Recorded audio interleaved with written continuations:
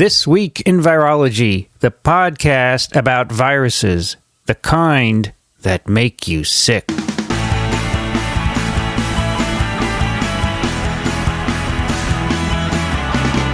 This Week in Virology, episode number 263, recorded on 12/13/13. Hi, everybody. I'm Vincent Racaniello, and you are listening to TWiV, the podcast all about viruses. We are back in studio today after many, many weeks, and joining me right here is Dickson Despommier. Hello, Vincent. Haven't done this in a while, right? That's true. Yeah, you've been on the road. You have to get closer to the mic. There's a road show. Thank you. You've got a road show now, Vince, and I have it's a over tough for now. time keeping up with you. It's over for now. Good to see you, Dickson. That's good to be seen. You've been traveling too, right? Yep. Good. Just got back from Kitzbühel, Austria. We have a full house today. Excellent. Let's see, which monitor? Here on the upper left. From Right. playing right field for the Brooklyn Dodgers. Yeah, really. North Central Florida, Rich Condit. Hi there, everybody. It's nice to be in the upper left. Did you play right field for the Brooklyn Dodgers? No, I did not. For anyone? No.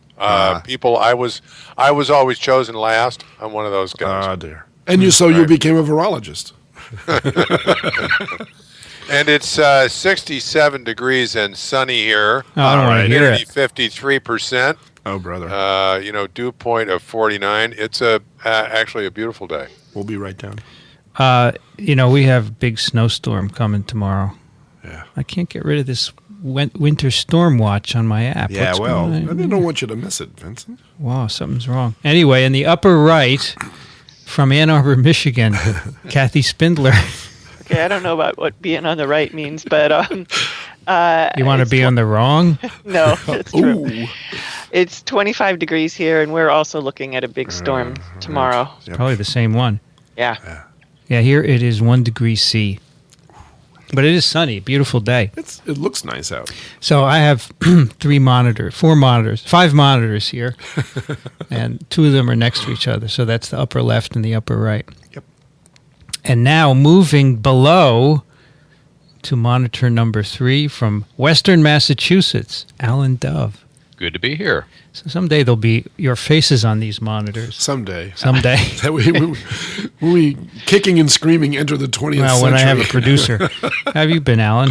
Oh, doing okay up here in ice-based New England. Right. Got a lot of ice? Right. It's it snowed like a week ago, and it's still on the ground because it hasn't been above freezing since then. And Yeah. of course, they've got this same thing that you're going to be getting moving in, and they won't even say how much accumulation we're supposed to get on Saturday night.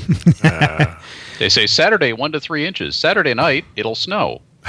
Here, Sunday maybe another inch. We're going to get That's right. 6 to 10 inches. Really? Yeah, in they're- the city anyway. Yeah. Yeah, if you read the warning, they're saying 6 to 10, but they're on the top line forecast. They won't even commit to that. That's Saturday Night. Yeah, tomorrow. Saturday night. So, this is the big threat that the study section is going to get snowed out again. Where are you after meeting? Yeah. In D.C.? Baltimore. Baltimore. Yeah, that happened once before. A single flake of snow will paralyze the city of This is all Baltimore. true. You So, cannot have hope- study section in Baltimore. It's a jinx. All right, we have a special guest today. He's back on the upper left monitor. He's Also playing right field for the Brooklyn Dodgers. he's from right here in New York City. Good. Ben tenOever. Welcome. Hi, everybody. How you Happy doing? to be on the left. You're on the upper left. Upper left, even better. That's right. Ben is from Mount Sinai here in New York City. Great. Yeah, and on that study section on Monday, so I might not be in attendance. Sorry, Rich. We'll see. I hope everything goes okay. Hey, and Rich is the chair. Arg. All the responsibility falls on his shoulders. Indeed. I can handle it. Yeah, I know. Yeah, you've got big He shoulders. does have big shoulders. I can handle it. He's a mature guy. That's right. Yeah. So Ben is here to tell us about an interesting contest that you've been running. And I'm going to let you tell us all about it. Okay. All right. Well, I first I should thank all you guys for giving me the opportunity to do this. So my lab studies how mammalian cells respond to RNA virus infection. And so in general, when we talk about how our cells respond to virus, we talk about secreted proteins in the form of interferon. And you've talked about this many times on the podcast. But basically, our cells recognize strange, aberrant parts of virus replication, and they release interferon to induce an antiviral state in the neighboring cells. And so we generally refer to those genes by the acronym ISG for interferon-stimulated gene. In the past couple of years here at Sinai, my group, though, has kind of transitioned to start studying if there was a role of small RNAs in the response to virus infection. And that was largely in part because if you look at plants and at arthropods, the RNAi defense is the predominant means in which cells combat infection. And we as mammals have small RNAs in the form of microRNAs and splicing RNAs. And the question was simply, do we also use an RNAi-like response against viruses? And the long story short is that while interferon is a really potent response to virus infection, it doesn't appear that small RNAs play a major role in virus infection in mammalian cells. And this really provides us a unique opportunity because it means that mammalian viruses, for the most part, have completely ignored all the small RNA pathways of a cell. So if small RNAs were antiviral, you would imagine that these viruses would have evolved very efficient antagonistic means of shutting them down. And so the fact that mammalian viruses leave small RNAs alone allows you to do one of two things. It means that if you want to, you can incorporate microRNA targets into a virus, and you can control where that virus goes and does not go based on the expression of a given host microRNA. That actually is a really powerful technology that's been used by a number of labs in the country, including myself. But the one I want to talk about today is the capacity to take those same viruses and, in fact, engineer them to be able to produce small interfering RNAs. And just to take a step back for anybody who's unclear or maybe a little less knowledgeable of the small RNA field, what we're really talking about here is the capacity for a virus to generate a hairpin RNA. So we're talking about a 60 to 80 nucleotide piece of RNA that folds in on itself to make almost like a bobby pin-like shape. And the bobby pin-like shape is recognized by a number of enzymes in our cells and gets processed down into what we refer to as a duplex RNA. It's two, essentially 21 nucleotide segments of RNA that are bound together by hydrogen bonding. And there's a machine in the cell that peels one of these small RNAs away from the duplex and uses it to decide on what messenger RNAs it can target. And so when the small RNA is a perfect match to a messenger RNA, it targets that messenger RNA with incredible efficiency because it allows it to actually cleave it and destroy the messenger RNA. And so for all of your listeners who are molecular biologists, they probably know this more as siRNA technology because we use this in the lab routinely as a means to study, your favorite protein. If you want to knock out or silence a given gene of interest or knock down a protein, you introduce siRNAs against the messenger RNA of that protein and eliminate it. So long story short is you can engineer RNA viruses, regardless of where they replicate, to produce these siRNAs by exploiting the fact that we have, as mammals, the capacity to generate microRNAs. So we tap into this signaling transduction, or this RNA processing system to make siRNAs. So, and please, if anybody thinks that I'm going too fast or I'm not being clear, please stop me. I'm right with you. Okay, so the idea is that... I actually have one question. Shoot. So far. You said you can engineer any virus to do this. Does it make any difference whether the shRNAs are expressed in the nucleus or the cytoplasm? So that's a great question. So it shouldn't be possible for a cytoplasmic virus to make microRNAs because the first processing step is a nuclear step. However, we actually, in one other group, kind of serendipitously discovered that if you insert pre-microRNA into a cytoplasmic virus, it actually processes with the same efficiency. And it's because during RNA virus infection, the enzymes responsible for that first cleavage site actually come out into the cytoplasm. We have to interrupt this program for an important message from our sponsor, the United States government. Vincent and I have just witnessed the Blue Angels going up the Hudson River. Oh, yes. Oh, yeah, I heard about that, right. For the World Trade Center. Really? So watch for them coming down your way because they're going to They're shoot. going to do a photo shoot in front of One World Trade Center. Exactly. Yeah, I thought the Blue Angels had been grounded because of the sequester. They had been, but you know that they repealed that now. So come on, everybody's rolling in dough, right? I thought they were F-15s. The Blue Angels are F-15s? They're Navy. That's true. They were little planes They were flying in formation. They were very fast little planes. They were pointy. They had pointy. with a trailing escort. They're FA-18 Hornets. There you go. FA-18. Yeah, it looks right. They're going to come back. Yes. Like it makes a difference to me. Like I would know the difference. So They're Rich. Take a picture when they come back. We will. Yeah, I will. And we just saw a red-tailed hawk trying to catch them. So Ben, you said regardless of virus infection, these things come out of the nucleus? Regardless of where the virus replicates, sorry. Right. So, but any different cytoplasmic RNA virus will, or are you saying a nuclear virus as well will cause this? Is it a leakage? No, it's translocation. So we know it's dependent on CREM1. It's probably the result of a virus-activated phosphatase. A part of my lab still studies this function. This is an active cellular response to a virus infection. Yes, and it doesn't all move. So you still see plenty of. It's called the microprocessor, and the nuclease responsible is called drosha, and you still see some of the drosha in the nucleus. So it's not like it moves everything into the cytoplasm. It moves though a substantial amount, enough that you can process. So if we put a pre-microRNA, so the hairpin of the siRNA into a cytoplasmic virus, we can achieve 80,000 copies of that duplex siRNA in 8 hours. So it's a significant amount of enzyme. And this occurs universally with cytoplasmic viruses. So far we've tested alpha viruses, paramyxoviruses, rhabdoviruses. We've tried hepatitis C. We can't do it. So with hepatitis C or with flavies in general, it doesn't seem to work because the cleavage of the hairpin also cleaves the genome. So the virus needs to make an independent RNA, whether it be messenger RNA or non-coding. It has to be an independent transcript that can be cleaved. That seems to be the only limiting factor. Okay. So this is a game that you've invented, though, yes? Well, this does not happen in reality as far as we know. So there's been a lot of deep sequencing of RNA viruses, and they don't seem to naturally produce microRNAs, and I have a good reason as to why they don't. Right. But you can engineer them to do this, and so that's the basis of this game I'm about to talk to you about. Okay, great. Okay, so the idea is, so we can do this, right? You can give a virus the capacity to produce an siRNA using this kind of technology.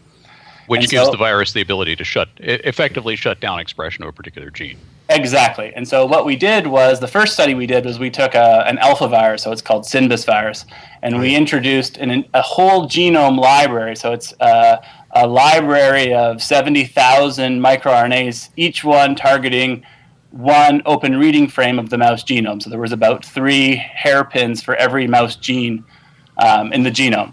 And we can incorporate them all into a virus library. So you have a library of 70,000 different viruses where at a protein level, every virus is identical to its brother and sister, but each one has the capacity to knock out one single host factor. And so what we do with that is we can then administer the entire library to mice, actually to many mice, and we follow the evolution of those viruses. And what we hope to do is allow evolution to parse out those host factors that are particularly potent against that virus, because obviously you would assume that knockout of that host factor would then confer onto that virus and a growth advantage. Right. And so that's in fact what we do. So we call it in vivo screening because it's essentially using a whole genome siRNA screening approach, which is done quite routinely in science now, but we're not forced to do it in transformed transfectable cell lines in culture. We can actually do it in an animal with, in the context of a real infection. So you've given these viruses short RNA lottery tickets. Exactly. That's a very good way to put it. Science writers are the most creative. No, good science writers are the most. Yeah, that's true.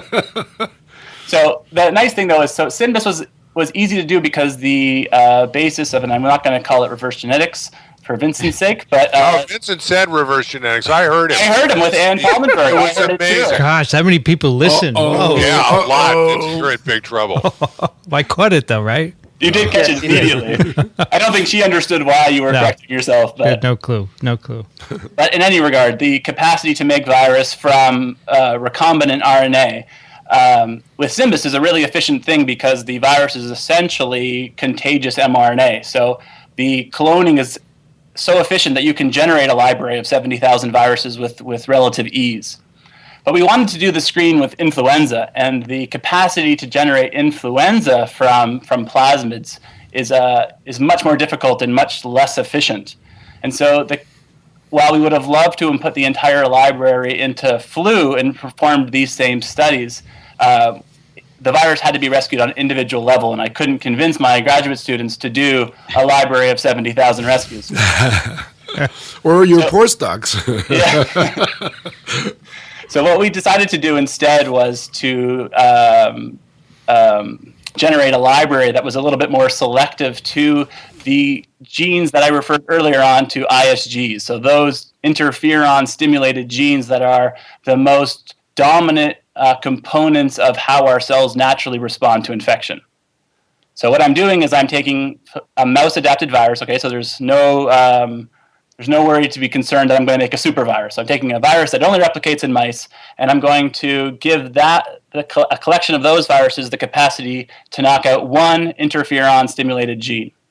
And so I create a tournament, and we've dubbed the tournament Game of Clones. And I introduced it at the American Society of Virology. So I explained to them what my lab does and where we were going with this kind of technology, and I introduced this tournament. So it was a 128 match single elimination tournament where each player was actually the flu virus with the capacity to eliminate one particular host factor. Oh my. And so each game is then played in the context of a mouse infection where, flu virus with the capacity to silence protein A has to compete against flu virus with the capacity to silence protein B. Right. Now, it strikes me there's an assumption here, and that is that if you have, I don't know how to phrase this, 'cause I've looked at your bracket here that Kathy linked. If you got two viruses in a particular match and one wins in that match, it wouldn't. I wonder if you start the bracket with different pairs, if you get the same result. That's where I'm going with it. That's actually, it's a great result, and it's something we're absolutely going to do the tournament a number of times to see how it changes. I'm sure the results will change somewhat, but I would like to believe that the top, the Elite 8, for example, will always be the same. Right, but if you accidentally matched what would have been the number 1 and number 2 in the first round, then only one of them will come out. Absolutely. It's for sure. I mean, the truth is that we do these screens in a lot of different ways. This one was a little bit more fun because you could follow it in real time. So I posted the results of each match on Twitter. So the handle is Virus Ninja if anybody's interested.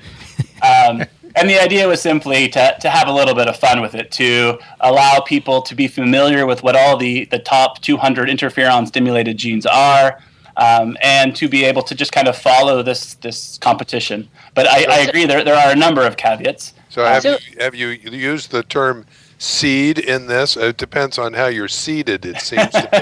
So actually, there even is a little bit of that, because doing this was a little bit of an introduction to bracketology for me. And I wasn't. Oh, yeah.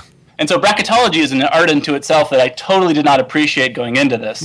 And so we didn't have enough viral competitors to fill out one of the 5 different ways you could run a single elimination bracket. So in that case, what we did was I took viruses that had siRNAs against what have already been characterized as potent siRNAs, and made them compete against kind of a scrambled control, an siRNA that targets the green fluorescent protein. So basically a useless player in the game to see. So those got a bye. Yeah, right. They got a bye, but I made them win a match. So So I was looking at the bracket, and on the left side, you have a lot of MIR 124s. Right, that's the So buy. that's okay. Got it. So MIR 124, actually, it's a microRNA 124 is the model at which the hairpin was made after. So microRNA 124 is a brain-specific microRNA, and so what we do is we take the same shape of that hairpin, but we change the nucleotide sequences so that even though the secondary shape and the fold of the RNA is maintained, the resulting siRNAs that come off it are completely different. But I noticed that MIR 124 won a couple of rounds. Oh, actually, MIR 124 did quite well, and so I think a lot of it is at the very beginning. It's very stochastic, and you can see a lot of that. So what we do is we deep sequence so we harvest anywhere from 48 to 72 hours after infection, depending on how far in the tournament we are. And what we look for is how dominant viruses are. And so some matches, the virus just squeaks by at we demand a win of at least 60-40 in percentile. And early on, you see a lot of matches where it's just stochastic noise. The two viruses are both replicating, and no one virus is really gaining an advantage over the other. So when a virus wins a round, you don't take that virus and pass it. You go back to the original pool. Exactly. Okay. Right. So we want to prevent. A couple of things for that. We want to make sure that the viruses always go in equal amounts in each infection, and we want to make sure that we're not selecting for some random mutation that's allowing the virus to better adapt to that mouse or that environment of infection. Okay. So let me just clarify, because I was looking at the Blue Angels. So these are co-infections done in mice? Yes. So the background is what, PR8? It's PR8, yes. Okay, so it's a mouse-adapted flu. And you inject it how? Intranasal infection. It's an intranasal infection, and then you take out the lungs and measure virus. Is that exactly. Right? So and this what strain of mice? We use Black 6 because the library of siRNAs we generate is against Black 6 open reading frames. Okay. And the other thing we do is we further incapacitate the virus. So influenza virus, its greatest weapon against our mammalian defenses is a protein called non-structural protein 1, or NS1. And so what we do is we take that virus and we mutate NS1 so that basically it's rendered almost entirely incapacitated, so that the virus fitness is dropped significantly. And we do that on purpose because, as I mentioned earlier, viruses in nature don't actually produce small RNAs. And the reason for that is that proteins, multifunctional proteins, just work better at antagonizing multiple pathways than one siRNA would do. And so we found that you can't improve on what nature has already generated. So you can't increase the fitness of a PR8 virus. So what we do is we lower the fitness of the PR8, and that's our baseline. And then we're giving it these siRNAs to try and elevate it back to as close to wild type as possible. So a question comes to mind that I've considered several times in these sorts of experiments. I'll bet you don't know what the actual multiplicity of infection is in the lung after an intranasal infection. Are you actually co-infecting cells, or are you just getting, two different viruses in the lung, each initially infecting different cells? To answer that exactly, I can only speculate. But we do have we have some evidence to suggest that you're not really looking at co-infection of the same cell. In general, if you do cross-section of lungs and stain for viruses, or we barcode viruses sometimes, what you see is actually so mice have 5 lobes of their lung, and you can even see different populations of flu in different lobes. So it suggests that the virus enters the cell. It probably replicates a little bit in the upper respiratory tract as it goes its way down in mice. So in mice, it's a little bit different than in humans. And the infections must establish in kind of like little puddles, if you will, in the lung. So I don't think there's a lot of mixing going on between the two viruses we put in. Those are actually plaques, Ben. Yeah, touche. So Ben, you pre-selected these ISGs, and I know you said it, but repeat. Yes. What was the basis for that? So all we did was there's a very commonly used lung carcinoma cell line called A549. And all we did was we added interferon into A549, so the very cytokine that is induced by many viruses. And we took the top 225 interferon-stimulated genes and made 2 siRNAs for every one of those. Wow. Interesting. What do you get when you win? Yeah. We did put up a bracket, and there was no money involved because that would be illegal. Of course. But I did use some private grant money to offer a $250 gift certificate as the prize, and so there is a winner. Wait, before you say the winner, tell us who the two finalists were. So the two finalists were it was TLR7 versus a gene called MAPK8, which is the mitogen activated protein kinase 8, which comes with and many other names as well. So TLR7 is an interferon and virus-inducible toll-like receptor. Right. So this is a receptor that's predominantly expressed in dendritic cells and macrophages, and it detects lysed cells or lysed virus. So it senses single-stranded RNA from the extracellular milieu, whereas MAP kinase 8 is kind of a starting point for the stress-activated protein kinase, so the stress-activated protein response of a cell.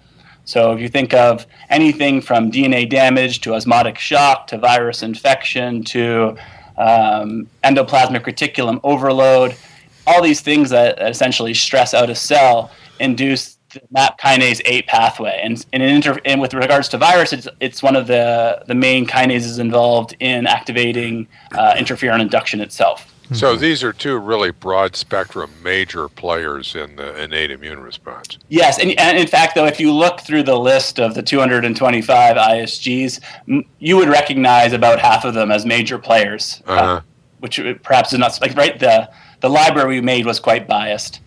Do you guys, other TWiVers here, do you guys know who won? I don't know who won. No, I'm wondering if we... No. But I wanted to comment that on the right-hand side of the bracket, the MIR124 actually got far enough that this MAP kinase 8 had to play against it. Oh, that's right. No, that's right. So I was actually the 124 is a great measurement of stochasticity. So in fact, when we did this with the alpha virus, we actually did the same. So this was a 70,000 siRNA screen. And in that case, we ran the screen in quadruplicate in different mice. And we passaged them many times in quadruplicate parallel passages. And we did that because we needed to account for stochastic noise that exists in this. And you can absolutely select for some viruses where MIR124 or something irrelevant that might be to infection gets quite a ways in a stochastic manner. I was pleased to see that given the amount of MIR124s in the tournament, that only one survived to, I think it was the Elite 8. Did it make it to the Elite 8? I don't remember. Not in the 8. 16 maybe? Twice in Sweet 16. Twice in the Sweet 16. Right, okay. But that's pretty good, actually, because if you look at how many start, there was quite a few MIR124s, because it was kind of based on how the virus is rescued and how quickly we could generate them and start the tournament. So if it's a stochastic thing, that suggests that, am I correct, that if you set up the same bracket again, you'd probably get a different result? Right, that's what I was alluding to in the beginning, that I think that I'd like to believe that the Elite 8 will be the same, but the road to the Elite 8, plus or minus one virus, but the road there will probably look quite different if I were to mix it up. But MIR124 has so many more chances, though, to be around. That's part of the problem, right? Right. And it's not like MIR124 doesn't do anything. Like MIR124 also has the capacity to engage messenger RNA. It's just not nearly as specific. Yeah. Wow, this is cool. You should get Dick Vitale to announce for you.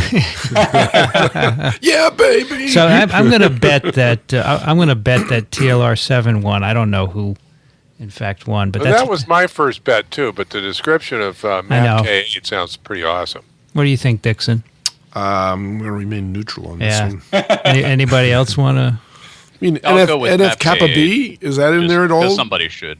No NF kappa B. No, NF kappa B was in the was in there in the tournament. It didn't make it. Oh, jeez. Also, another thing that should be mentioned in a tournament like this is that protein half-life has to be taken into account. So the virus gets into a cell and it essentially has 8 or 9 hours to silence its target. So actually, you covered this on TWiV, I don't know, maybe 5 or 6 TWiVs ago when you talked to Chris Sullivan. Mm-hmm. So when virus infection happens in mammalian cells, about 8 hours after infection, all of the siRNA machinery starts shutting down. So while we can make 80,000 copies in the first hours of infection, they basically are going to target things very efficiently until 8 or 9 hours after infection, and then their efficiency is going to slow down dramatically. So the things that you're going to gain the most advantage from are either proteins that have a very short half-life or proteins that were inducible and didn't have any basal expression. So it's a game not just of skill, but also speed. Exactly. So again, this was done in your lab, is that right? Correct, yeah. So we have this is one of, half a dozen different types of screens. So you can envision we could do a similar screen like this, but instead of just looking at what virus replicates better, you could investigate whether or not you've changed the tropism of one virus. So we do this with viruses that have the capacity to go to the brain, and then we look in the brain to see if any of the viruses with the capacity to eliminate one host factor have now gained that function. Mm-hmm. But again, all mouse viruses, so no gain of function concerns. Right. All right. So the winner actually is drum roll. Yeah, drum roll. I was gonna play drum roll. So it's MAP kinase 8 actually. Yeah, the winner. There you go. Who's the person who gets it? A postdoc in my lab, Ryan Langloy gets wait a minute, he's eligible? He didn't partake in the screen, so he couldn't influence it in any way. I met Ryan at ASV, yeah. That's right. So MAP kinase 8 actually won handedly. It dominated the entire population. It was something like a 95%, 5% spread. So we're now doing it again to see if MAP kinase 8 wins again. But one thing that was really encouraging is we put this same library into Synbis virus, and we passaged it not in mice this time, but in cells that could respond to interferon and cells that could not respond to interferon. And so it, in fact, wins that tournament in vitro as well in cells that respond to interferon. But when we use cells that don't, so these are cells that lack STAT1, it's a major transcription factor in the interferon response.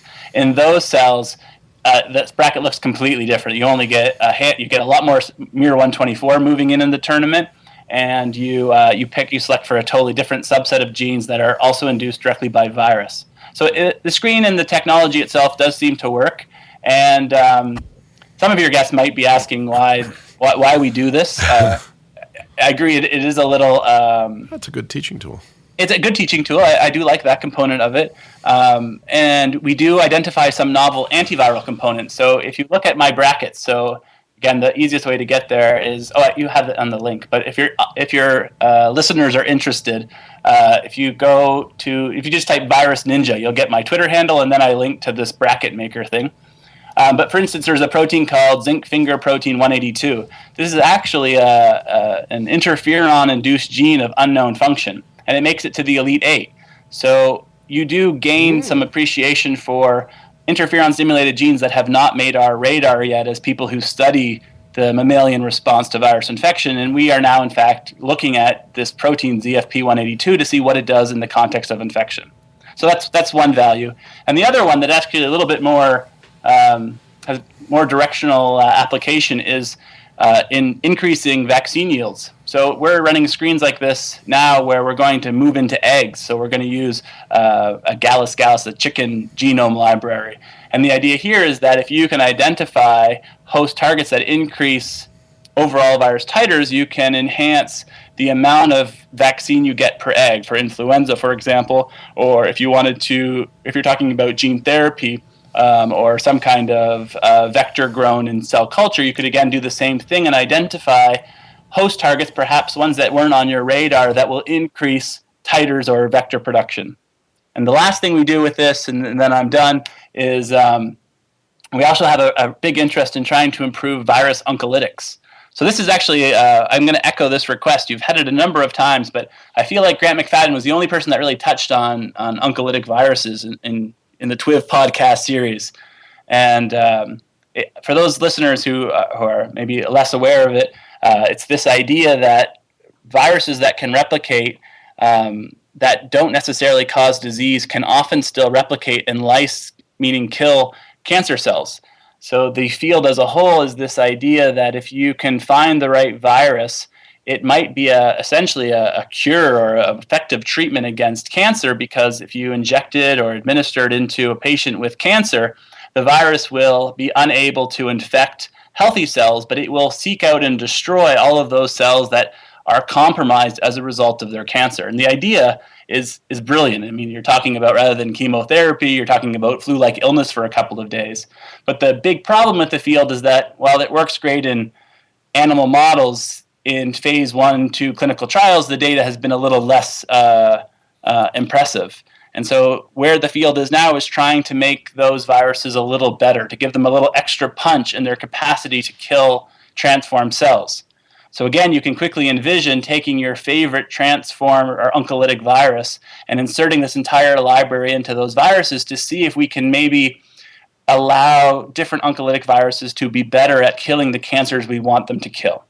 And really, those are my main utilities of such a screen. So I have a couple of questions. If you set up this challenge again, are you going to? You said you were going to do it again. Are you going to set up with the same seeds, or are you going to scramble them up?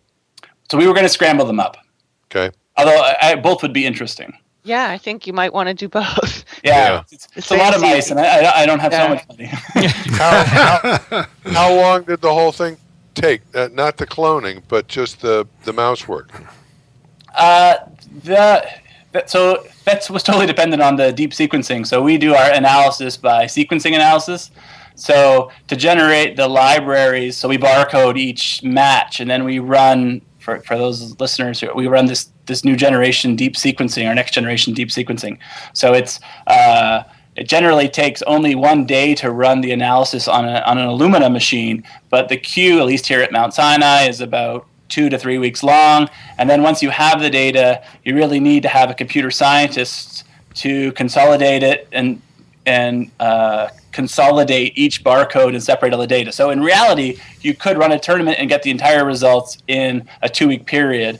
But as it is, ASV was, when was ASV? In June or July? July, yeah. And so we just finished this tournament like 2 weeks ago. So it took a long time only because we were waiting for the sequencing. A given infection lasts for how long? So we harvested at 48 hours, and in cases where it was too close to call a winner, we would redo the infection and go 72 hours. And the bracket is 1, 2, 3, 4, 5, 6, 7 rounds. Okay.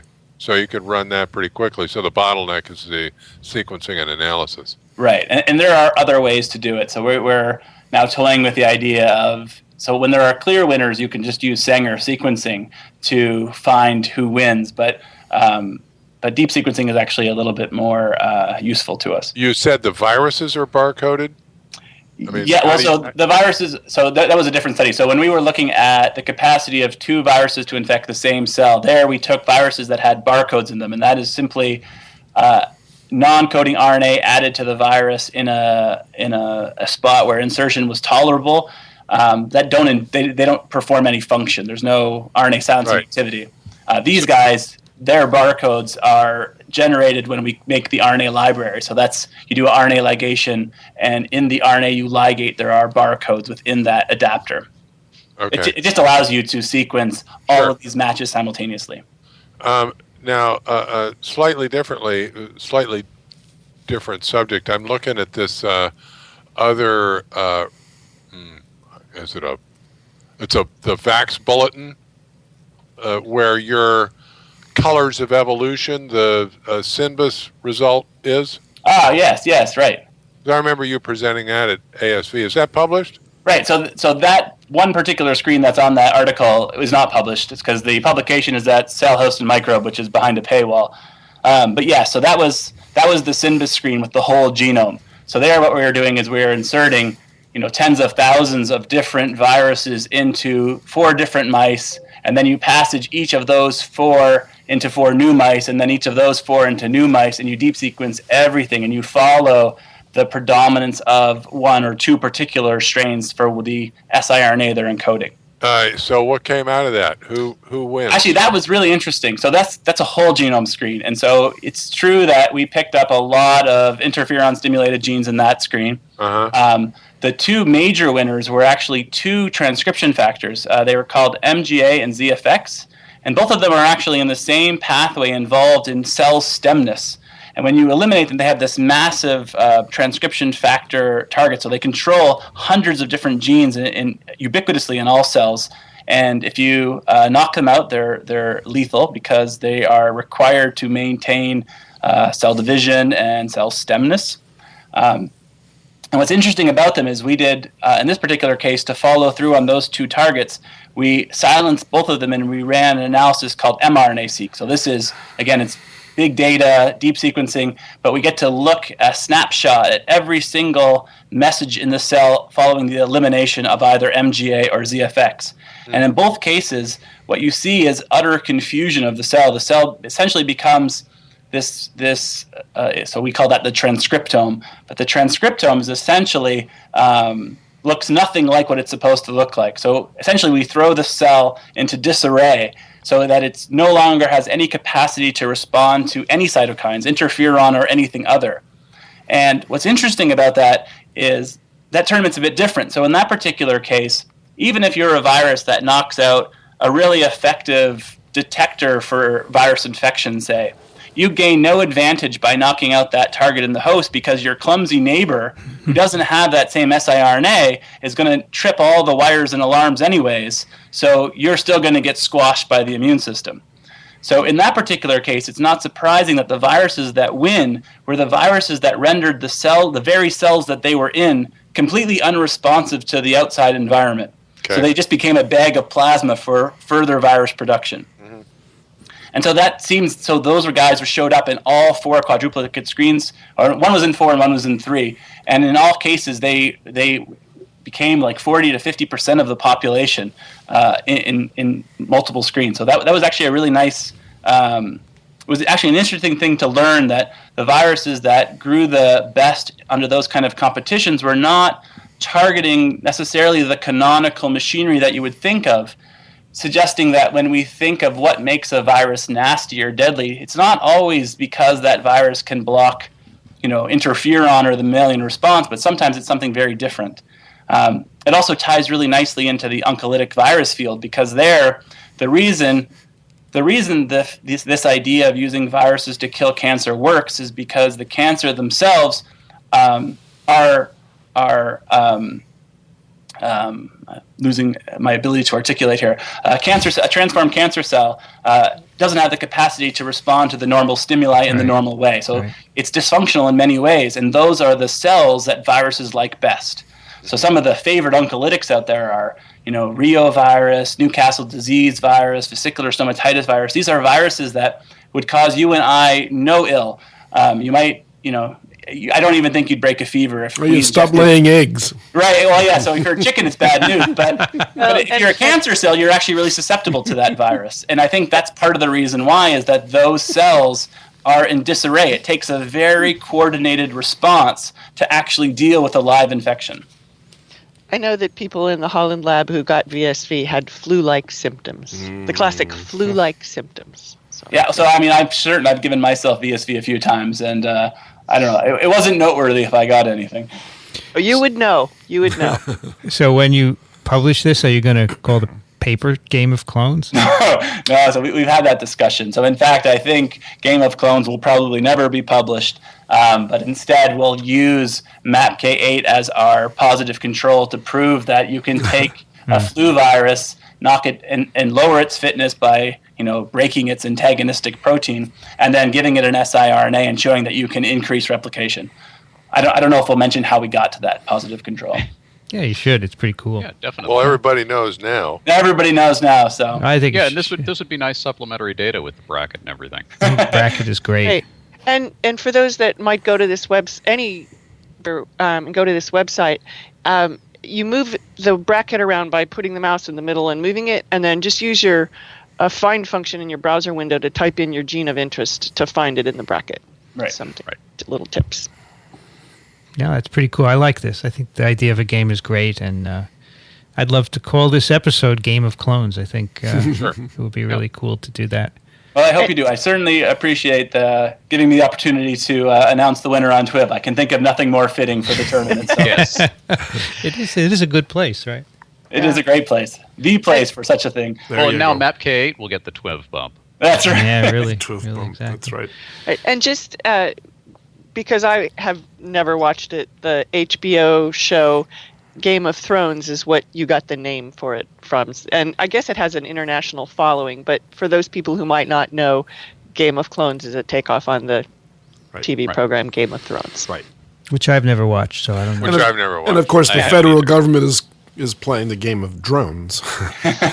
Wow. That's quite different. Yeah, indeed. Dickson. Sorry. Hey, you know what? What's that? We didn't ask Ben where he came from. I know, I was going to do that right now, but you can tell from his accent that he's don't say it. clearly Canadian, right? Oh, yeah. Trying so hard to get rid of that accent. Can't. You got to go to a speech person, one of I these guess actor so. types. So you were I know born. that it's sorry and sorry are the two dead giveaways. But So where in Canada were you born? I was born in southern Ontario in a little town called Smithville. Okay. So it's like I'm a offspring of Dutch immigrants and grew up in a Dutch town. Nice. Although you'd never guess it with a name like Smithville. And Maybe from tenOever you would. Yeah, tenOever you would. And I did my PhD with a guy named John Hiscott at McGill University. Oh, yep. So he studied how cells respond to virus. So this is really how I got into transcription factors and activation. He's now in Florida, right? That's correct, actually. Yeah, he's in Rich's neck of the woods. Got tired of the cold weather. That's right, yeah. And your postdoc was? From there, I went to Tom Eniadis' lab at Harvard, although Tom is now at Columbia. Here. So he's right down the hall. He is here. Yep. I see him in the garage all the time. Couple of floors down from where we are. And you went from there to Sinai? That's correct, yeah. And how long have you been at Sinai? This is my 7th year. Okay. Wow. So how would you know if you had flu or not? I mean, come on, that's endemic.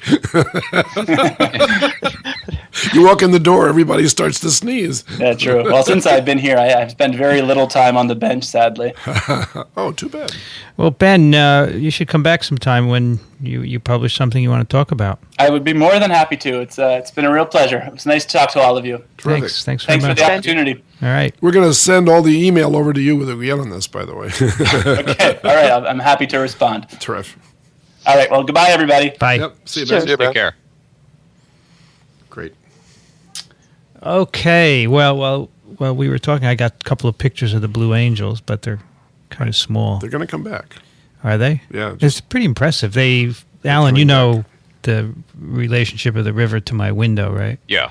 I flew right, just to the left See of the tower pilots. apartments. You could see the pilots. Cool. You could see the pilots. What's the occasion here? They're making a promotional film from the Freedom Tower and the Blue Angels, and they're actually based over in Teterboro, New Jersey, right now. I could actually see the blue and yellow colors when I went by. Yeah, no, actually, and they're going to come back. That's not the only flyby that they're going to have. I'm sure they'll have 5 or 6, unless they run out of fuel. Yeah, the city sent out a notice letting people know not to freak out, that there would be this formation of fighter jets flying up and down the Hudson. Yeah, they're ours, by the way. They're ours. Yes. All right, let's do some email. Right. It was pretty interesting. That was great. Yeah. Neat stuff. Very cool. I mean, he was very cool. complete in his descriptions also. He had a real handle on this whole thing. Yeah. I was very impressed. It's eloquent Absolutely right. for a Canadian. No. Just kidding. I know we have lots of Canadian listeners. Yes. Just kidding. We love you.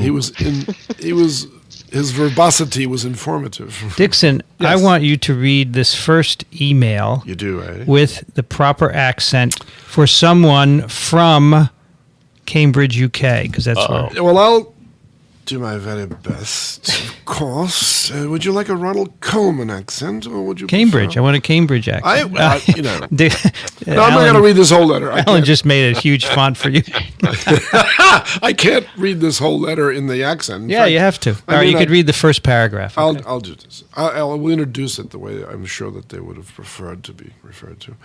Dear TWiV team, Who's the email from? it's from Ian Goodfellow. Who happens to be a virologist, right? Absolutely. Okay. He's a Professor Ian Goodfellow, the head of the Division of Virology. Welcome, Senior Fellow, Department of Pathology, University of Cambridge, Addenbrooke's Hospital, Hills Road, Cambridge, UK. Okay, that's enough. That's enough. That's plenty. That's plenty. It would take us 3 hours. Come to on. get through. No, we're in no hurry, you know? Come on, somebody else go. You don't want to read it? Well, I'll read the letter. Read the letter. Dear TWiV team, Greetings from a rather dark and damp Cambridge. Firstly, I wanted to pass on my congratulations on such a fantastic resource for the virology community. I listen to TWiV every day on my 15-minute cycle to and from work, and I particularly like the rather casual approach, whilst other listeners may have commented that you could cover the same amount of material in half the time. I like the feeling that I am simply listening into a conversation between friends in a bar. My only criticism is that it doesn't last long enough for my weekly commuting. After 3 days, after 3 days, I need find myself. That's a rather British way of stating things. I need find myself having to listen to TWiM. Not necessarily a bad thing, as I have learned a lot of. Okay. For the reason for my email. I enjoyed listening to the episode on the principles of virology, TWiV 245. Always nice to hear how these things evolve in a very nonlinear way. I wanted to highlight one mechanism of viral translation that appears not to be covered in the book and was also not mentioned during your recent episode on viral translation, Lost in Translation TWiV 238, namely VPG-dependent translation. There are several families of viruses that appear to have a protein covalently linked to the 5' end of their RNA genome, principally Picornoviruses, caliciviruses, astroviruses, and pottyviruses. Potty. No, I think potty is much better. No. Which I always think of pottyviruses with a southern accent. The first time I ever heard of them was a presentation by a guy who was from, I think, Tennessee. Okay. They're pottyviruses. And they don't infect the urinary tract? Okay, They fine. come from potato spindle tuber virus or something. They're maybe. plant viruses, yes. Pottyviruses. Potty.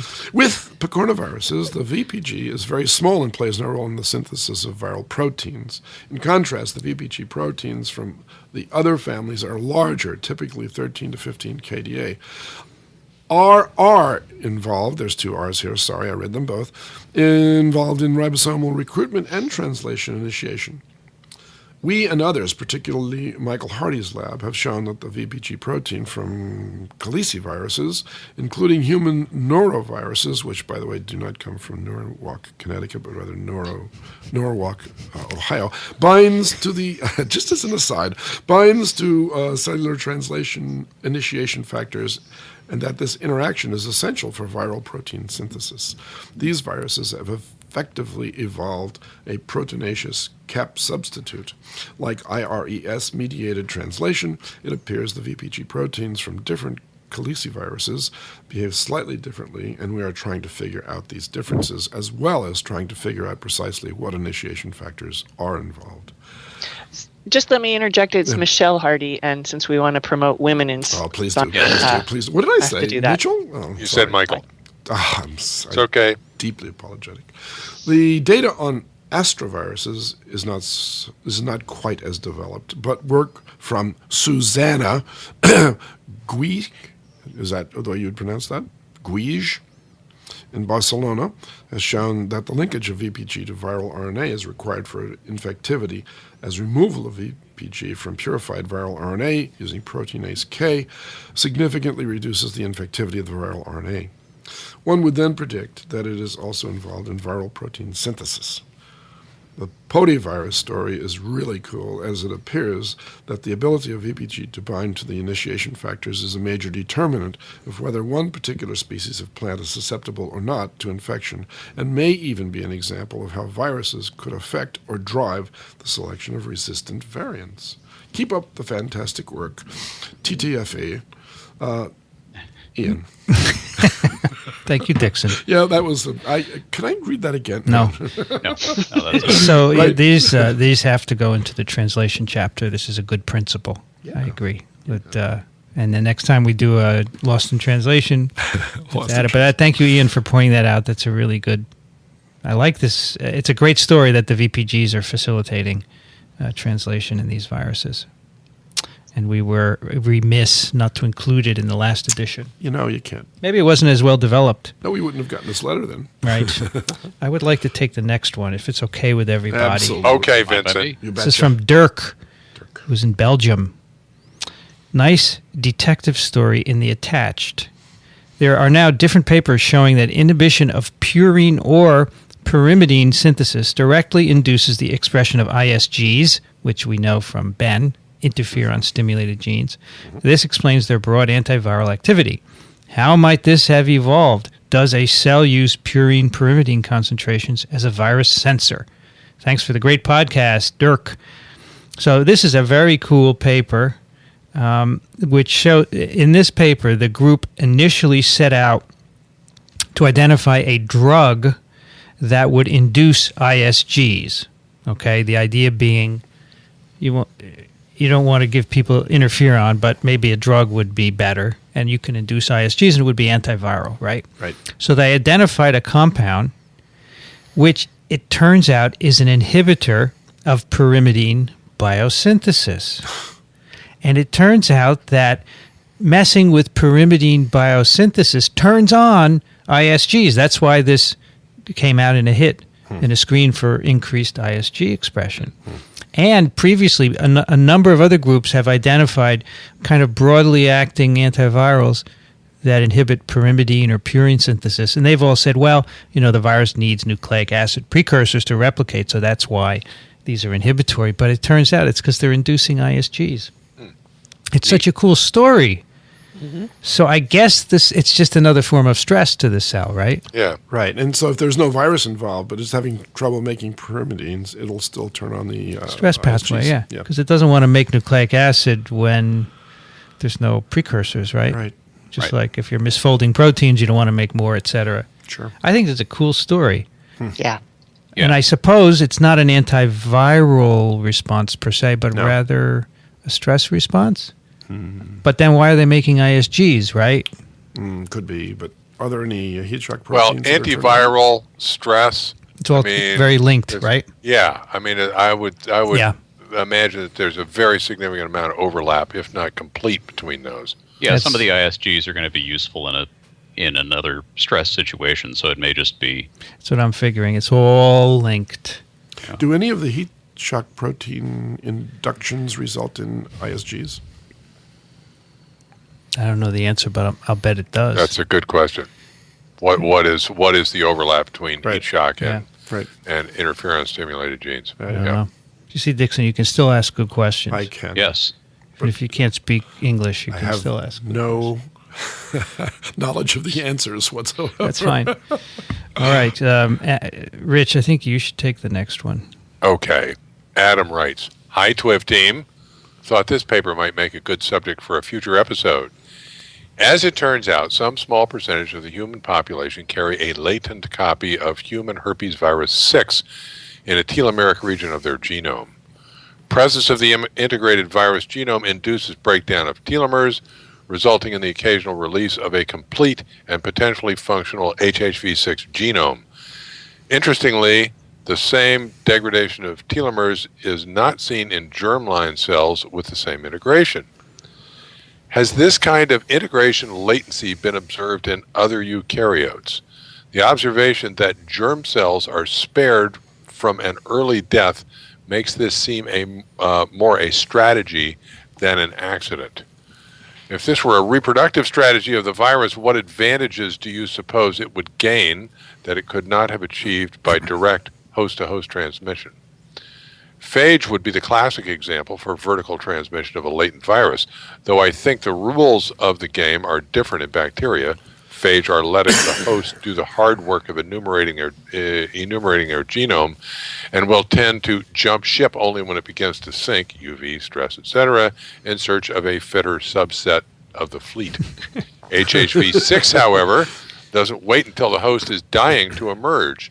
Likewise, the virus is not particularly fatal, so it's probably not waiting for a latent host to move it to a new susceptible population. It would seem that HHV6 goes dormant for a time and occasionally reemerges to meet much the same host population as before. What is its game? Do herpes viruses result in a sterilizing immunity in the host population? If an immune host is just as good as a dead one to a virus, perhaps HHV6 is waiting for a generation of resistant individuals to be brushed aside. Anyway, that's enough for me. Adam, Melbourne, windy, 24C. Indeed. P.S. Vincent, what is the conference you are speaking at in Melbourne next year? I'd like to make sure I'm there. The Australian Society for Microbiology. Nice. I got to book my flight before It's in July, did you say? The other ASM. The other ASM, it's in July, which is winter, I It's know. the middle of their winter. Yeah, but it's not that cold. It's okay. I spent 6 months there. You and know it? It was, yes, I do know it very well. It's a great city, by the way. Melbourne is fantastic.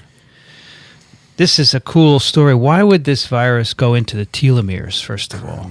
We did this some time ago, didn't we? I don't know. We covered I think we covered a paper on this. Probably, that's right, we did. Time ago. We did, yes. So I was aware of this, and this is a germline. This is a germline integration, right? So this is being passed vertically. That's right. It's in some cases it's germline. I don't think it's everyone, but then it goes in the family. You can see the integration passing from parents to kids. Yeah, and Right. it So the turns telomeres are not a dead end for the virus. It's like a time bomb, and the virus is even messing with the fuse, right? yeah. Shortening the telomeres, and when things get telomere shortening is for the uninitiated is, and when your telomeres get too short, you die, right? Yep. So true. it's a way of timing the lifetime of a cell. Right. So Yep. it's almost like this thing is jumping ship when the cell gets old, but at the same time, it's aging the cell apparently. It's funny. So I don't really understand that. Now, this Yeah. is a very, very small population of people who have Yes. this, though, Yeah, right? that's right. It is. It's like Yes. one family or something, or some very... It's a few percent of the human population. Okay. Because I'm thinking in terms of, I mean, it's a fascinating phenomenon, but in terms of a survival strategy for the virus, it seems like this is more likely to be an accident. It's pretty baroque, I'll tell you that. Yeah. It turns out that another herpes virus, Marek's disease, which is a chicken herpes virus, also does the same thing. Wow. And in that case, the integration into the telomere is important for the pathogenesis of Marek's disease, which causes tumors in chickens. But there's no such association with the HHV6 integration. So I don't understand why the virus would go into a telomere as opposed to anywhere else in the genome, right? There must be a reason. There's Well, a bunch of tandem must there be? repeats, I mean, right? it's going to if it's going to integrate somewhere, why not a telomere? Retroviruses go everywhere, right? Why? I mean, Well, but some viruses do have a sequence preference for where they go. I mean, this, as Alan suggested, this could just be an accident. It's one thing is that the telomeres are repeating structures. Exactly. Right. So well, you know what? It turns out that the virus actually at its ends has a little telomere sequence, which probably directs integration. So Right, maybe at one time long ago, it accidentally went into a telomere and picked up the sequence, and now that kind of targets it. Now it gravitates to telomeres. Yeah, about that? maybe. Wow. But, I mean, your argument is that it's random, but Right, but maybe it's Now maybe it's directed. just it just kind of goes back to this being an accident. yeah. But, I mean, maybe there is some underlying reason that we don't know, right? and Basically. he says, interestingly, the same degradation of telomeres is not seen in germline cells with the same integration. Now, I don't know if germline cells have a different sort of profile of telomere stability to start with that would suppress what the virus does to telomeres. I don't know, but it wouldn't surprise me. Right. So I think these viral genomes encode a telomerase-like enzyme also. Okay? So that's a hint of some sort. Mhm. So it's got some homology to the telomerase that works on telomeres. So it's probably not accidental entirely, but who knows? It's interesting. Or it could be part of a survival strategy that maybe it happened to go through vertical transmission in some cases, but maybe this is normally doing something else for the virus in the cell. Could be. I mean, we ought to get somebody on sometime. There's a Yeah, guy, there's a guy in Florida who does this, Medvecchi, right? Do you know the name? I know. Yeah, he's on a lot of these papers.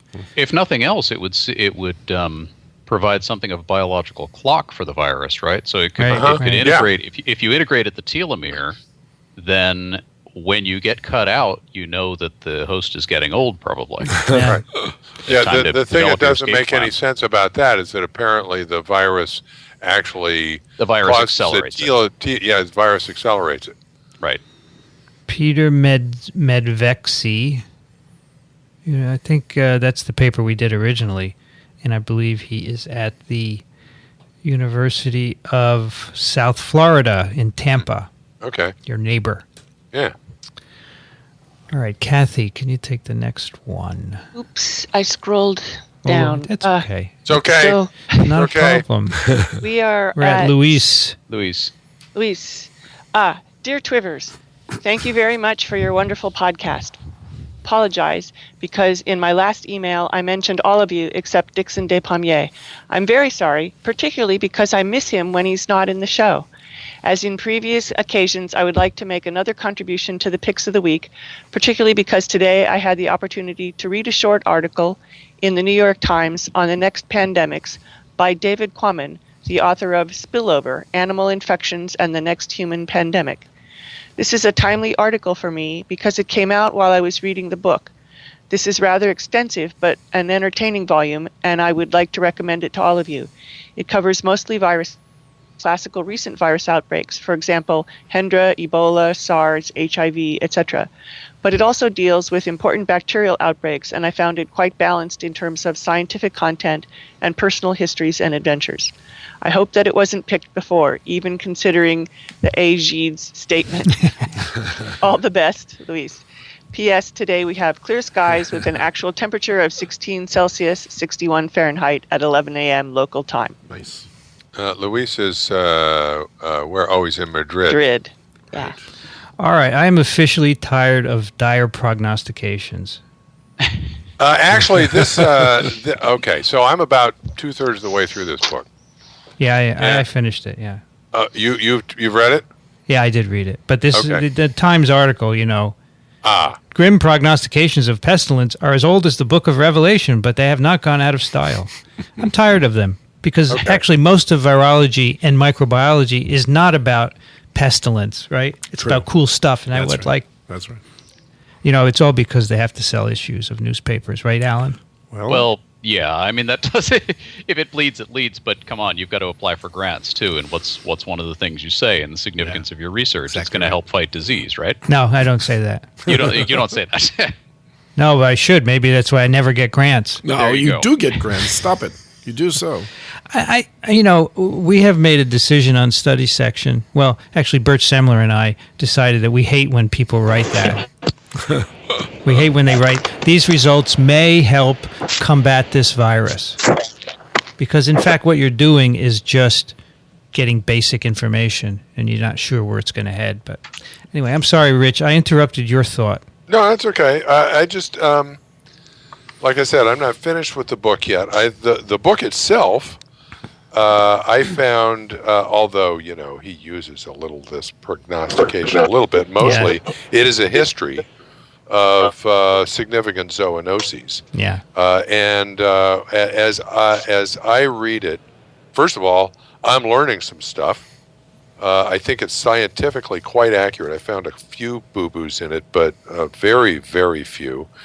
And it struck me as I was reading it. We've had a number of different listeners who've, had an interest in reading stuff that was readable without being cheap. Okay, this guy tells the real story. He doesn't really dumb it down significantly, and yet he tells it in a very lucid fashion, and he traces several of these zoonoses. So I would recommend this in particular, to anybody. I think it can be read by the lay public and also by scientists. I think there's something there for anybody. It's a good read. It's big. Okay, it's taken me a while. It is big. It's not been picked actually, so that's good. No, Luis. As a matter of fact, you stole pick, but that's good. That was your pick for today. I was thinking of picking it for today, but I I didn't. I was saving it for okay. later. You can have a That's double okay. pick. You could Luis, pick it, good job. You could pick it again in 6 months and nobody would remember. I All would. right. I always go to look at the pics and do a search. You know, I'm amazed that you listened to the Ann Palmenberg one. And Hey, I'm right on top of caught this. me saying RG. Yeah. I'm actually Really. impressed. I figured, these guys don't listen. It's good. I had a good time talking. Well, all those ones Oh, I that did. was a great episode. I had a lot of that fun. was a great episode. And I had not fully appreciated Ann's career. And she is, in particular in the Picornovirus field, omniscient. I mean, it's incredible how much knowledge she has and how much stuff she's done. And as She must be about 150 years old. She, as I said, she's such a great citizen. I emailed her yesterday. I wanted a protocol, and within 5 minutes, it was, in there. It's great. All right, Alan, you are next. Okay. Luke writes, "Hi, TWiV team. Lowly engineer here. Stumbled onto your show and, like most of your listeners, fell in love with it, and I'm trying to find time to catch up with the back episodes. Your shows are so exciting that, like the story of one chap in your back episodes, I almost want to change subjects to virology or even bioinformatics. But for now, your show gives me the escapism I need. Your recent episode on the upcoming Principles of Virology was very interesting, if not a nice pitch for the book. I, too, work on standards committees and could very much relate and laugh with your experiences, especially the group readings. I can tell you it's a pain over internet phone. Oh, brother. I know you talked about making E-only version 4 and that 3 was paper-only, but being desperate, I scoured the internet to find that ASM Press does have their own EPUB of revision 3. And he gives a link. I thought that would be good for your listeners to know about, as it's a really wonderful book, and for those that can't wait the months or year until the next revision, this is a fantastic way to reduce their carry-on weight or backpack weight when on the move. Keep up the good work. Lots of love. An avid fan, Luke. P.S. The weather in Korea/Japan is as hot as 41 C, Oh, my 106 goodness. Fahrenheit, with Wow. humidity at around 50 to My, 55%. my, I'm my. guessing this was a letter from a few months ago. I would.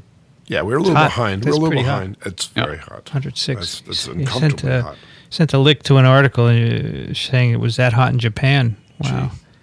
Wow.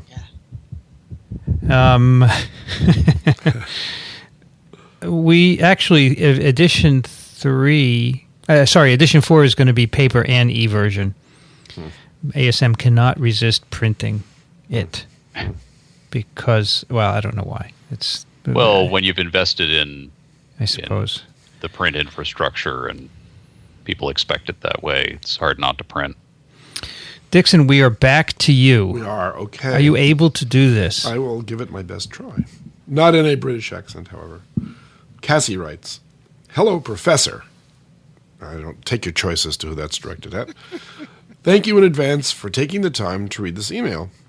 I recently started listening to your podcast, and I am a fan of all the TWiVs. I would like to pursue a graduate degree or certificate program in microbiology or a related field, and I already have an undergraduate degree. Unfortunately, dance is not an even remotely related field of study.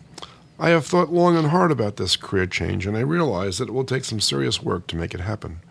My question is simply, what do I need to do to get people to take me seriously? I graduated from a conservatory program, and I don't have a lot of useful credits." Pardon me, I have a little rhino going on here. "Do I need to just start over with a new undergrad? Should I try getting the required credits before applying to graduate programs? Or do you know any schools that would accept me on probationary status? I know you get a lot of emails for advice.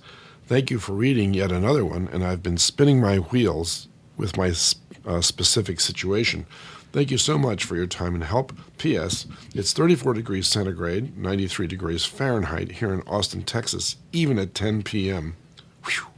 My goodness. Cassie, you should have come to see us Exactly. in Austin Yep. in October. It would have been a little cooler, right? It would have been a lot Actually, it was, right, Rich? Yeah, exactly. Yeah, it was raining.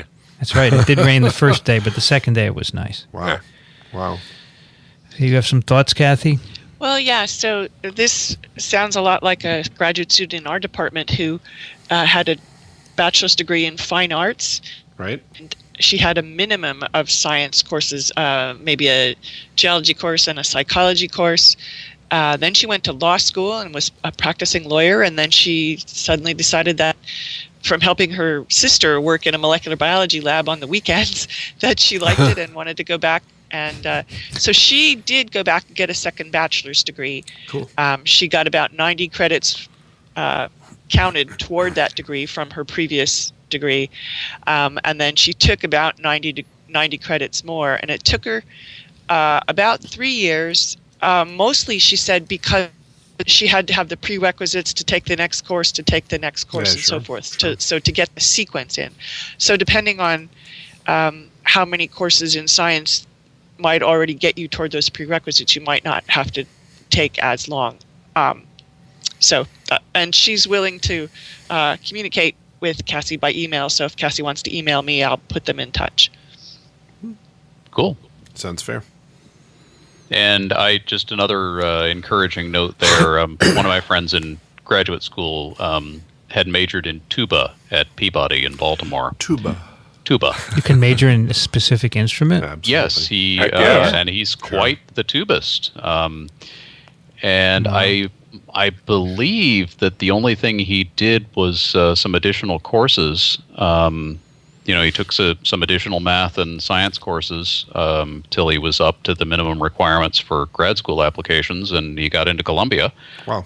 And he's a human geneticist. He does biostatistics and that sort of stuff. He's mainly a statistics and math guy, but that'll get you pretty far in biology these days. I bet no way he stayed in New York, too, because every Christmas they have a tuba concert. He Rockefeller Center. He participates in Tuba Christmas, I believe, in both New York and Baltimore. They have one in Ann Arbor, too. Really? Oh, okay. Yeah. Wow. Can I go on a rat hole? Sure. Speaking of tubas, so my daughter was in the band, and they were in the Nationals at Giant Stadium a couple of weeks ago. The Nationals? That's and incredible. for exhibition, they had the Yukon marching band. Oh, my gosh. Were they great? Oh, my gosh. Really? They put the high school to shame. Really? I mean, the high schools are pretty good. Yes. But this was unbelievable. Huh. I bet Notre Dame had a good band, too. Notre Dame was the first marching band Wow. ever. They were so good. I mean, marching band is okay, but when it's at that level, it's amazing. Sure. You must have one in Michigan, right? Many. Are you kidding? The University of Michigan marching band is renowned. Really? Yeah. Absolutely. They're And fabulous. so is Purdue's. Purdue's is great. Purdue's Ohio has State the is world's wonderful. greatest bass Wow. drum. This They is were true? so good. I was amazed. No, Anyway. I played in our marching band in high school. That's what I wanted to say. I'm a big I fan. was in marching band in high school, and I actually was I made it through the cuts for a drum and bugle corps called the Crossmen. Wow. Nice. Cool. Nice. I played bass drum. I was a trombone but then I player. wasn't able to tour with them because I needed to get a summer job. I was in the high school marching band also. Yes? What But were you? I was a you play? clarinet, No kidding. Yeah. Wow. but I didn't go on to do it in college. I wanted to refer our writer, who is this, Cassie? Yeah, Cassie, right? Also to TWiV 161 Concerto in B, Right. Yes. as Gabriel Vittora was a professional concert pianist. Yeah. Yeah. Said, I'm Yeah. done with this, Right. and became a scientist. How about that? So he tells his story. Cassie, a couple of other things. Maybe you want to volunteer in a lab too. Absolutely, wash dishes. And I know a lot of people here at Columbia have majored in other things and they want to do science, so they do what's called the post-bac program. They take a couple of courses. Not just each a couple, semester. a lot. Well, you can take a lot, but you don't have to. You can That's take one true. or two. That's And true. they get science, and then they can work in a lab part-time, so you Yep. could consider that too. The working in the lab is really important because, you may think from listening to TWiV or something that this is something you want to do, but the reality of a laboratory is a different thing. I think it's important, if you can do it, to go get the hands-on experience and find out whether that's really for Right. you. All right, we're going to finish this round and then go on to Pics. And the next one is from Randy, who writes, "Hey there, I was wondering if any of you guys were going to the New England Conference of Science and skepticism. Nice. I think that's Northeast Conference on Science and Exactly. Skepticism. Okay. Exactly. In the spring. I know it is early, but this is the first year I'm able to go, and I'm super excited. I would love to meet you guys or even hear a live podcast. Mm-hmm. I'm a medical lab scientist at a large university hospital and share my TWiV findings with anyone in the lab who will listen. Thank you for spreading the knowledge. How lovely. I don't think any of us are going. No, But I'm planning on it. Randy, you should tell the organizers to invite us. Yeah, there you go. Hey. Looks interesting. Skeptical. Rich Condit is next. Eric writes, "Hello, Vincent and Kathy. I don't get that. Oh, You know- I know why. I get it. Yeah. I'm a big fan. We're I teach exons. I teach undergraduate virology at the University of Alaska Anchorage, and we have a strong program in biology for undergraduate students, referring to the email from the student looking for an undergraduate micro major. Aha, yes. For a PhD program, go to the lower 48 and look at UAA and UAF. Best wishes. Keep up the amazing work. I assigned TWiV in my class." Eric is an Nice. assistant professor from University of Alaska Anchorage. Yes, we had an email. What were the details of that? So this was a person who was in Alaska and had planned to be a oceanographer and go to UA Fairbanks, I think, but decided he likes microbiology, probably because of TWiV, and was looking for suggestions. So we gave him some. I think Kathy and I had suggestions, which is why Eric has written to us. Right. Now, I notice Eric doesn't say what the weather is Yeah, right. there at It's University of Alaska. uniformly cold. If you have to ask, you can't tolerate That's it, I think. that's right. That's right. Kathy? So you want me to read one more? Is that what you're saying? Yeah, we're going to, you and Alan, and then we're going to stop, yeah. I see one more round. I thought it was just one last email. I misunderstood. Okay. well. Johnny writes, I'm certain she will have her seasonal flu as soon as she is old enough. And then he sent a link to a picture of a child who's just been vaccinated. I'm pulling the picture back up to get the verbiage exactly straight. It's I'm not sure how old this child is, but the vaccine or the T-shirt says MMR is safe. Tell your friends. And the kid is resting happily with a big smile on smile. her face. Yes. Right. Yeah. And it's in the British Medical Journal. How about that? Right. Johnny is our pediatrician friend in Cambridge. Nice. And Alan Dove. Okay, Melissa writes, "This article's old, but I thought it was funny, and I've never heard this website mentioned on TWiV. Here's the link. I love all TWiV, and related shows. I encourage folks of all backgrounds to listen. My background is in health psychology, but I've always been fascinated by microbiology. Thank you, and keep it up." And Melissa sent this article. It's from Cracked. When I was of the appropriate age for it, I had a subscription to both Cracked and Mad magazines. Interesting. Right around age 12, I think, was the peak time for that. The 6 creepiest things hiding in your DNA, and it's this fun description of all the dead retroviruses, which they classify as ancient diseases that are probably carrying some horrible curse. Reanimated zombie DNA, non-human DNA, lots of fun stuff. Yeah, a couple of not so accurate things, unfortunately. Well, yes, they're kind of riffing on some stuff that's actually This true. one, bug poop. Yes. The assassin bug of South America. Okay, Dickson, Yeah. this is not in your DNA, No, it's not. No. but the assassin bug, bites you and defecates, and you get infected with T. cruzi, Dickson. Correct. And but this is not in your DNA, folks. No. Come on, No, it's not. Sorry. I think you have to be accurate, even when you're making fun. It should, and it would be nice if they could have done this article. In fact, much of the article is accurate. They could have done the article just as funny with little better fact checking. Okay. Yeah, that's right. All right, I think we should end there and do some picks. However, I will say we have lots of emails left Yeah, Oh, I yeah. was thinking. because we haven't done any emails for a long time, No. Right. and there's some really, really more good ones. Wow, I'm still scrolling. I'm still Yeah. scrolling. Scrolling. The Hold weather. on. The weather will Couple tell you how all old they are. Yeah, the weather is a key. We'll have to do very soon another all email. Right. Okay, picks of the week. Yes. Let's start with Alan Dove. Okay. I have a YouTube video from NASA. This is the video story of a bunch of radio geeks who said hi to a spaceship that was on its way to Jupiter.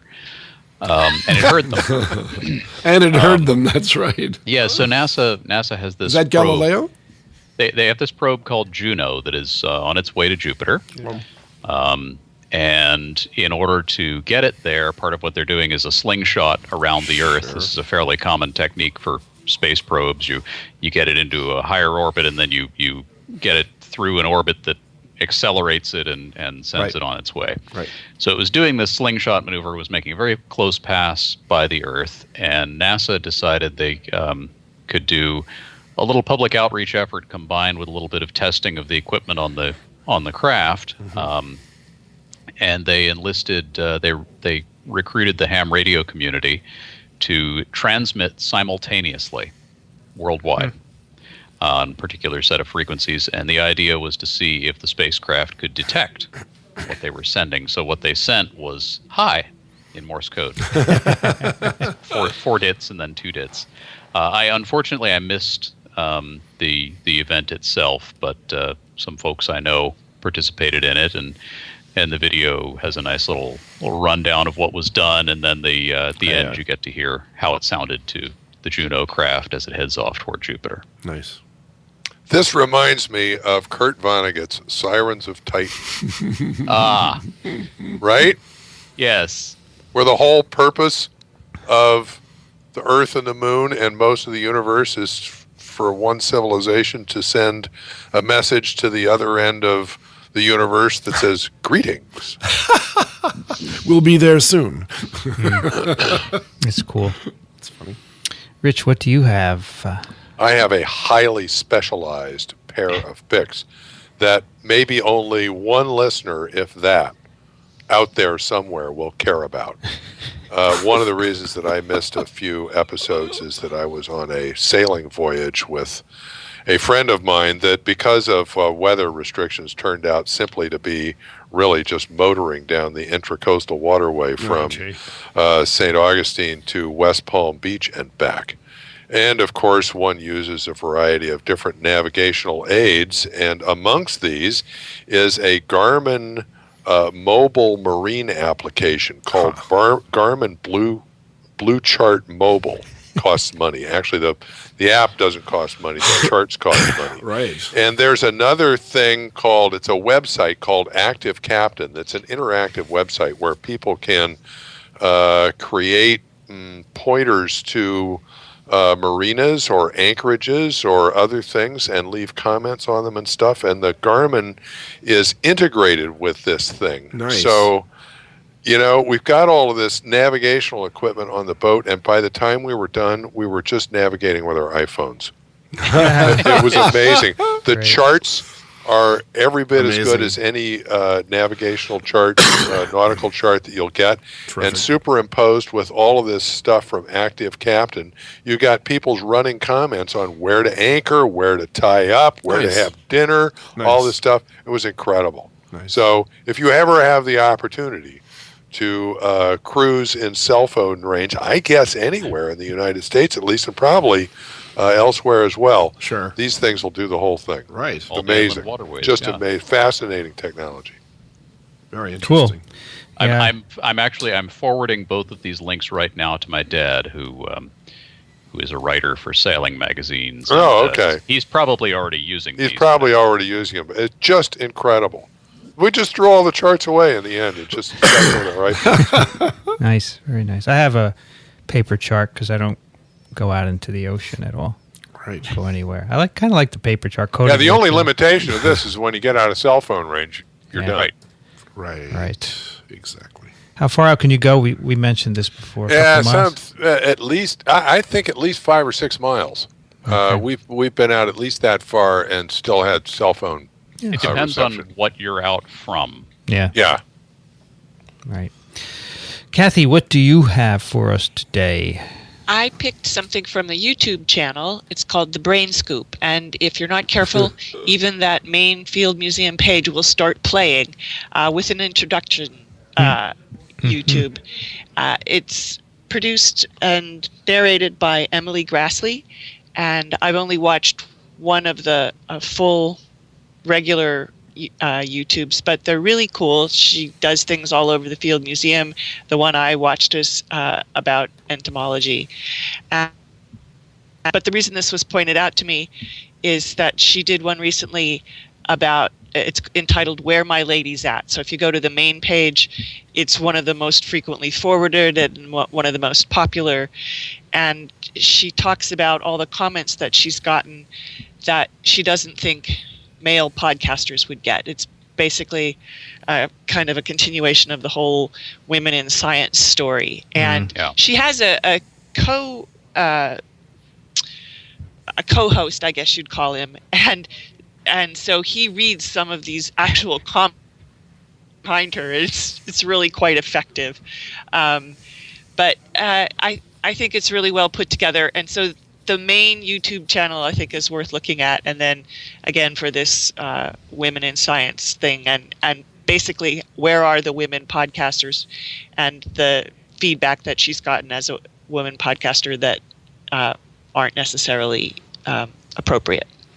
Well, we have the women podcasters right here on the TWiV network. You bet. Right. I like her. I think she does a great job. And these are some cool videos. And she gets great views, man. Some of her videos are really up there. Nice. This one, Where My Lady's At, has got nearly 700,000 views. Wow. Yeah.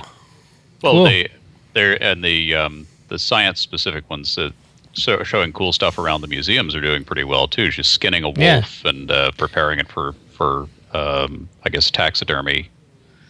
An exhibition it's neat stuff. A lot of good editing too. Yes, very well shot. I like how they cut around. That's good. Right. Nice. All right, my pick is basically an article that came out this week by Randy Sheckman in The Guardian, and also an accompanying article. Randy Sheckman, as many of you know, recently was awarded the Nobel Prize in Physiology or Medicine, along with Jim Rothman and who am I missing? Who's the other? I can't remember. Come on, guys, help me. Jim Rothman, Randy Sheckman, and no one's helping me. I'm working on it. Press release. Sudhoff, Thomas Sudhoff. Sudhoff. And Randy Sheckman wrote this opinion, basically, how journals like Nature, Cell, and Science are damaging science. Oh, they should have made a better headline. And basically, he is railing against the luxury journals, the elite journals, Cell, Nature, and Science, which we have done, by the way, here on TWiV a few times, or at least I have. I don't want to include everyone in the railing. And, of course, since he is a recently minted laureate, Nobel laureate, he's getting a lot of attention for this. And he's basically saying, they're supposed to publish the best research, but they don't, and it's not the only place where it's published.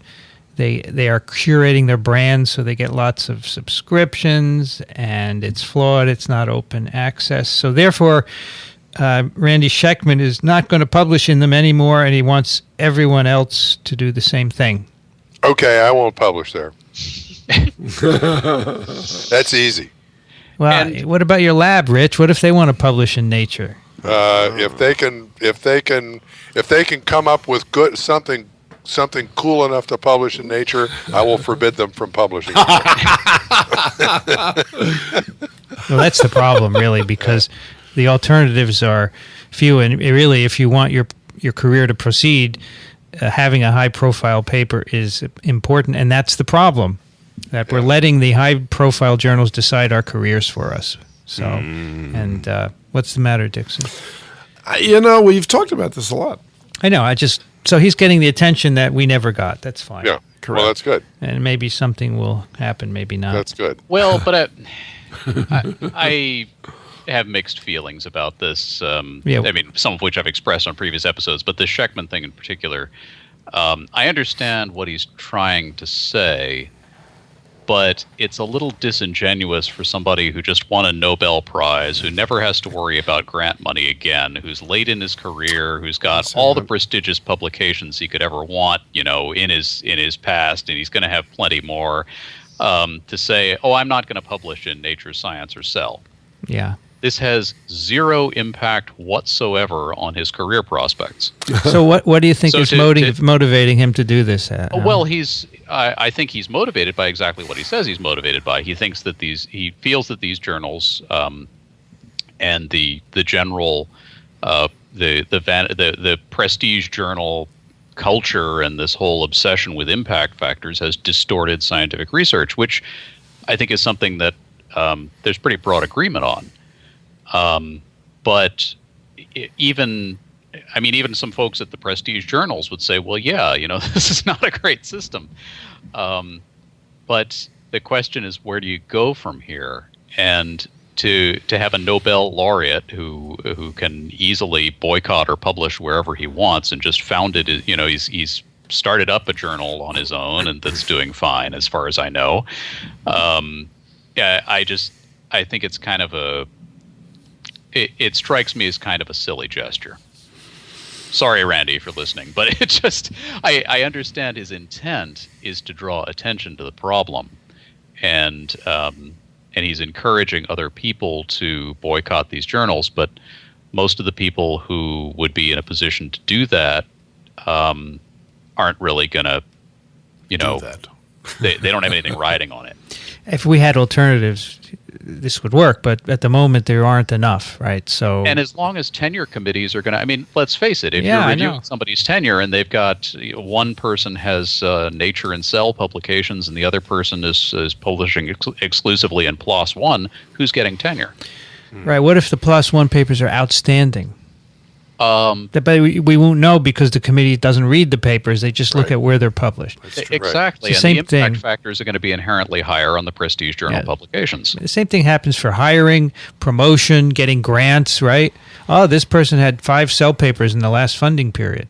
Yeah, this should not happen. I think this is wrong. We've met the enemy and he is us. The problem is that this keeps perpetuating itself because the scientists themselves are perpetuating it, and Sheckman boycotting some of these journals is not going to change that. Right. Yeah, I know.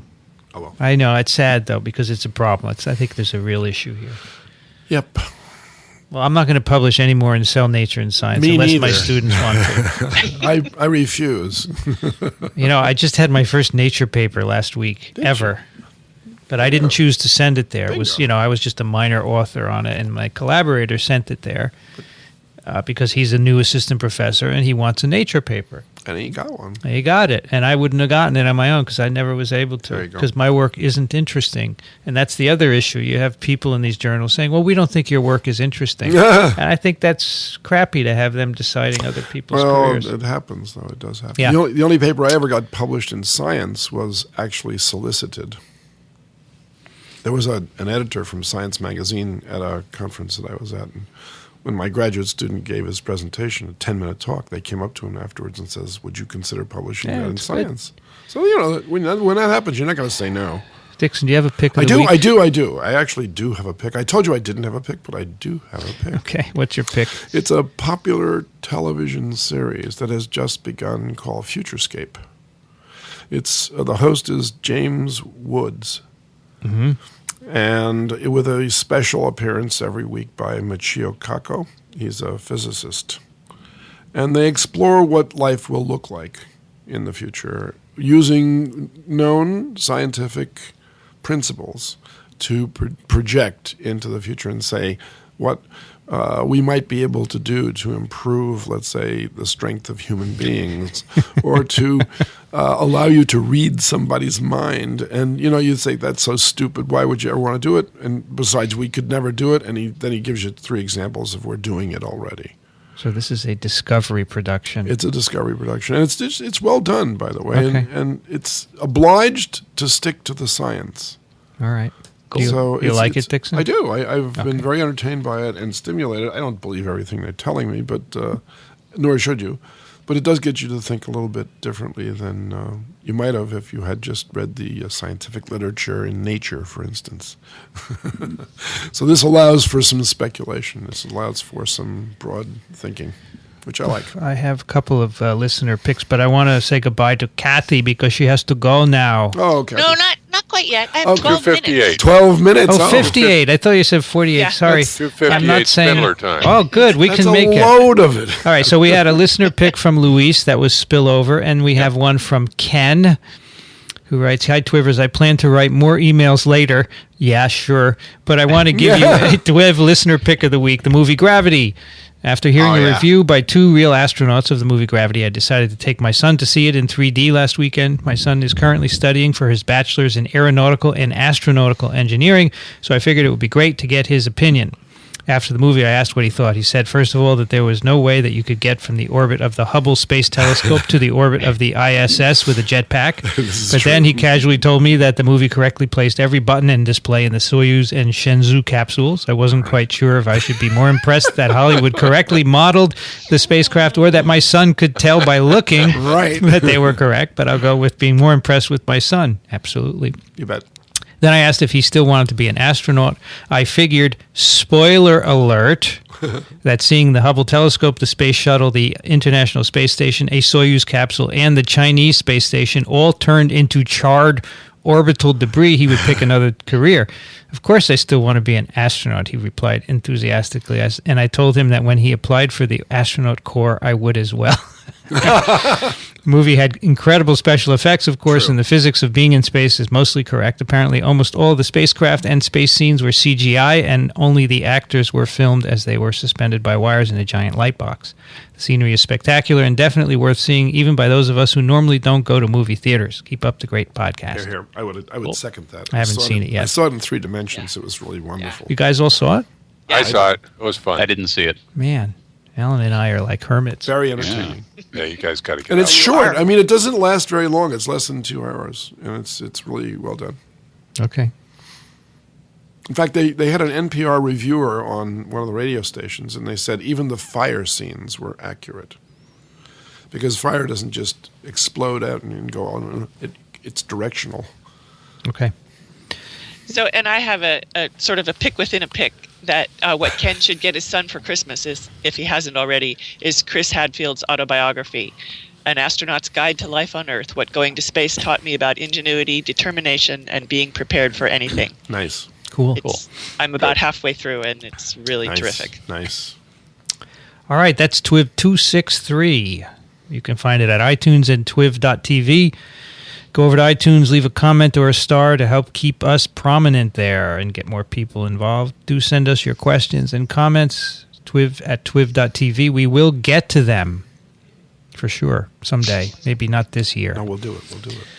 Ben tenOever is at Mount Sinai School of Medicine. I thought that was a lot of fun to hear. The game of clones and a lot of explanation about RNAi. And everyone, did you notice he feels there's little evidence for antiviral RNAi in mammalian cells? I did notice that. Yes. And, of course, we did do a couple of papers a few weeks ago on that. Interesting developments there. Kathy Spindler is at the University of Michigan. Thank you, Kathy. Oh, she's gone. Thanks, this is fun. She's there. I thought you had just left us. No, I'm here. Have a good thesis meeting. Thanks. Oh, it's a defense. We just sit and listen and enjoy. Yeah, have a good party afterwards, too. Right? Yeah. Rich Condit is at the University of Florida in Gainesville. Thank you, Rich. Sure thing. Good to be back. This is good fun. Yeah, I'm happy to have you all here again. It's a lot of fun. Yeah. Alan Dove is at turbidplaque.com and also on Twitter. Thank you, Alan. Always a pleasure. Dickson Despommier is in Fort Lee, New Jersey. Yeah.